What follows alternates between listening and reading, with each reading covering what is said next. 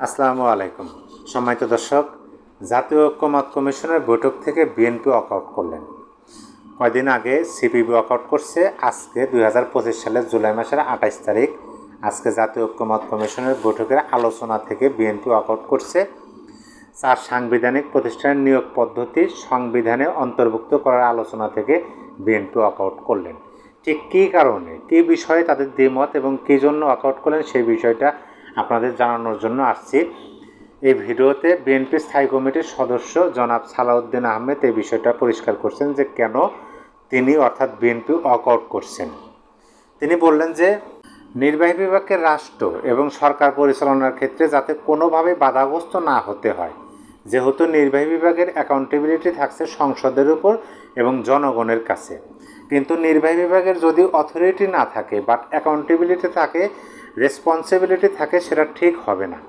সুতরাং নির্বাহী বিভাগের অথরিটি এক্সারসাইজের ক্ষেত্রে রাষ্ট্রের বিভিন্ন অঙ্গের সহায়তা প্রয়োজন আছে। সেই বিবেচনায় আমরা মনে করি যে এখন সাংবিধানিক যে সমস্ত প্রতিষ্ঠানের নিয়োগ এবং সংবিধিবদ্ধ বিভিন্ন প্রতিষ্ঠানের নিয়োগ সংক্রান্ত যে নিয়ন্ত্রণটা করতে চাচ্ছে সাংবিধানিকভাবে, সেটা যদি হয় তাহলে নির্বাহী বিভাগের কার্য সম্পাদনের এবং সঠিকভাবে একটা ভারসাম্যমূলক সরকার ব্যবস্থা এবং রাষ্ট্র ব্যবস্থা পরিচালনার ক্ষেত্রে প্রতিষ্ঠার ক্ষেত্রে অনেকটা বাধা পেতে হবে। জনগণের প্রত্যাশা অনেক।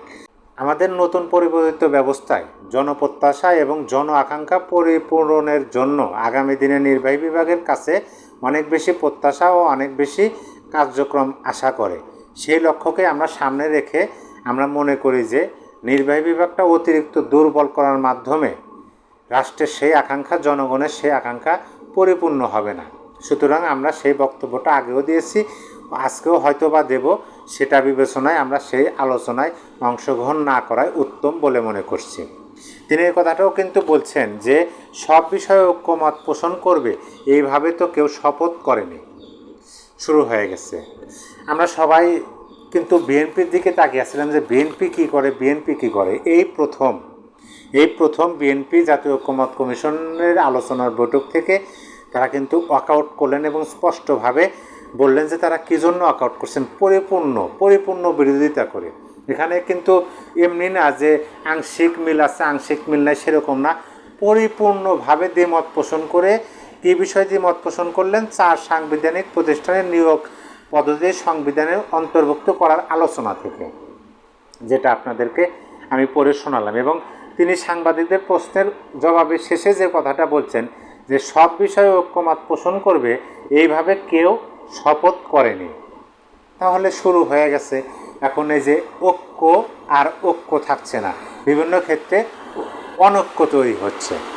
সম্মানিত দর্শক, আশা করি আপনারা পরিপূর্ণ আলোচনাটি বুঝতে পারছেন যে বিএনপি ঠিক কী কারণে জাতীয় ঐক্যমত্য কমিশনের বৈঠক থেকে ওয়াকআউট করলেন। আপনার মূল্যবান মতামত কমেন্ট বক্সে জানিয়ে দিন। সবাই ভালো থাকবেন।